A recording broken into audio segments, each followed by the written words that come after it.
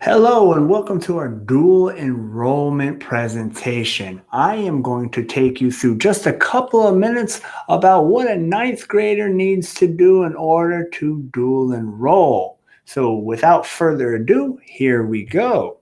All right, so quick introduction. I'm Dr. Keller, the Career and College Advisor here at Spanish River High School. Nice to meet your acquaintance. All right, so on our agenda today, we have two things. The finger points to two, but miraculously, look, there comes another finger and pointing at number one. So our agenda today is two things. What is dual enrollment and how do you participate?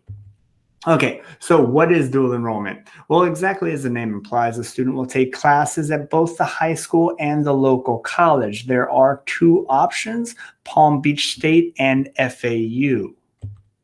Okay, so when they are dual enrolling, they are earning credits for both their high school and their college. So their college transcript is a baby at this point. It has nothing on it, but once they complete college courses, now they are building a college transcript that will follow them no matter where they go.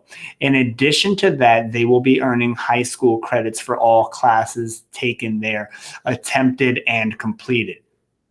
Also, if you are dual enrolling, it is a privilege and we expect you to do well.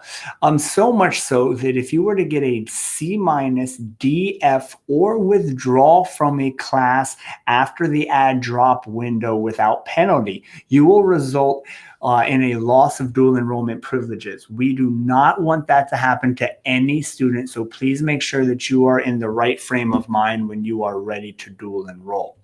Okay, so now that we have all of that out of the way, how do you participate? All right, so the eligibility requirements for both FAU and Palm Beach State are very similar. So you must have completed English 1 or the equivalent, so ACE General Paper, English 1 Honors, any of that. It has to be completed. And then a 3.5 unweighted GPA and college-ready test scores, whether that's the PSAT, SAT, ACT, PERT, or AccuPlacer. We'll get into those scores here in a little bit. But what we must notice is that you have to complete English 1.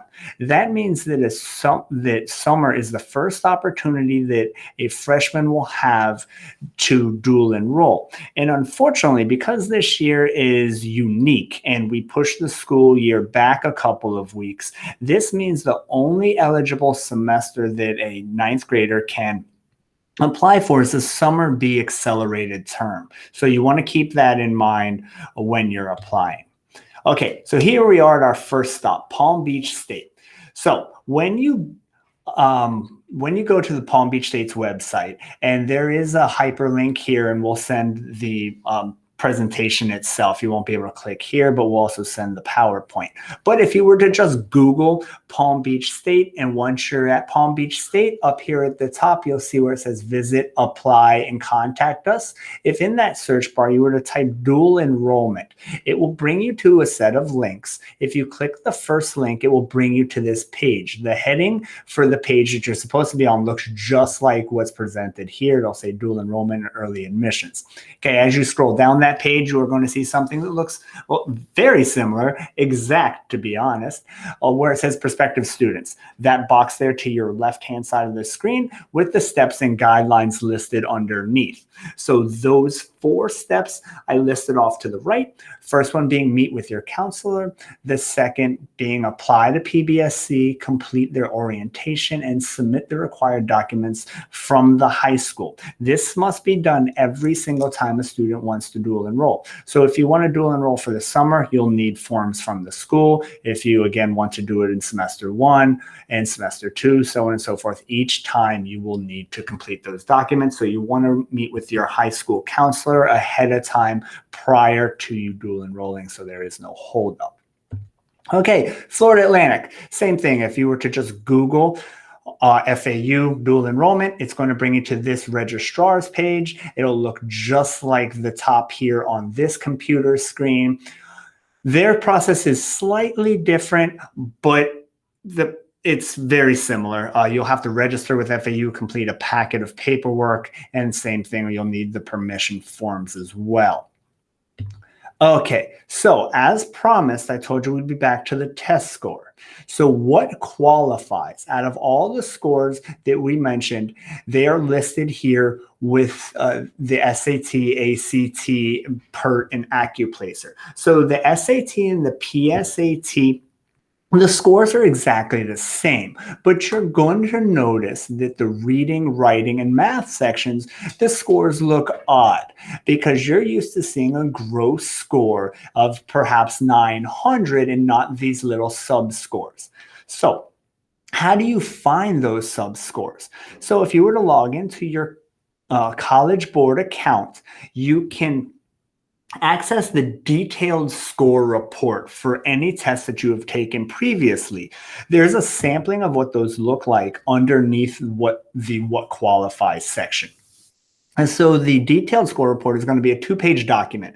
The first page is going to look like the page closest to the middle of the screen where it says your summary report. It will say the name of the student. So in this case, I'm a B student. And then the second page will be your gross score at the top. But as you move your eyes down towards the bottom, you're going to see 3 areas that are highlighted.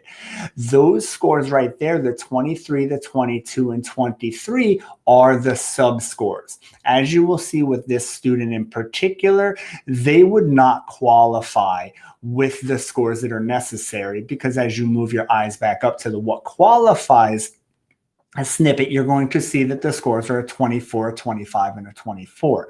So in this case, the student does not qualify at this point, but at that point, they could take the PERT or they could take the SAT in an upcoming administration. If they were to get the scores at that point, then they would be good to go.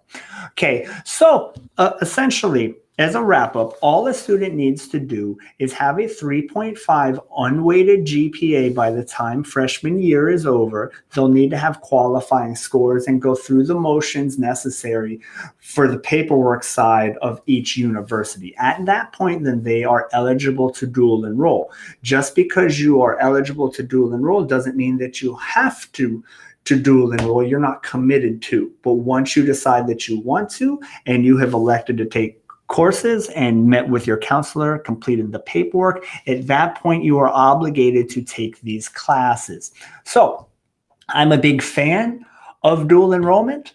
I think that everything about it is wonderful, but at the same time, there's a lot of responsibility that comes along with. So please make sure that you are in the right space, both mentally from a maturation standpoint and from an academic standpoint. So for all those that want to participate, please do so and go through what is necessary and you'll enjoy your time as a dual enrollment student. So thank you for your time. If you have any questions, please reach out. I can be contacted at the email address listed and Miss Havens and Miss Richards as well.